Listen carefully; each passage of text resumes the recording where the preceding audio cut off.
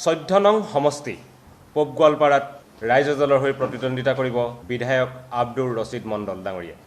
37 নং সমষ্টি জালুকবাৰী দলৰ প্ৰাৰ্থীৰ নাম হৈছে ৰমেন চন্দ্ৰ বৰঠাকুৰ। 41 নং মানস সমষ্টিত ৰাইজৰ দলৰ হৈ নিৰ্বাচনত অৱতীৰ্ণ হ'ব অঞ্জন তালুকদাৰ। 51 নং দলগাঁও সমষ্টি প্ৰতিদ্বন্দ্বিতা কৰিব আজিজুৰ ৰহমান। 55 নম্বৰ ঢিং সমষ্টিত প্ৰতিদ্বন্দ্বিতা কৰিব মেহবুব মুক্তাৰ। 67 নং তেজপুৰ সমষ্টিত প্ৰতিদ্বন্দ্বিতা কৰিব অলক নাথ।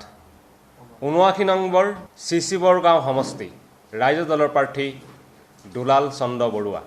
83 নং মাৰ্ঘেৰিটা সমষ্টি প্ৰতিদ্বন্দ্বিতা কৰিব ৰাহুল চেত্ৰী।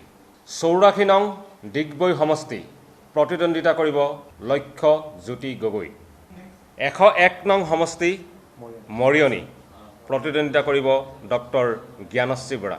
105 নং বোকাখাট সমষ্টি ৰাইজৰ দলৰ হৈ প্ৰতিদ্বন্দ্বিতা কৰিব ৰতন দাও।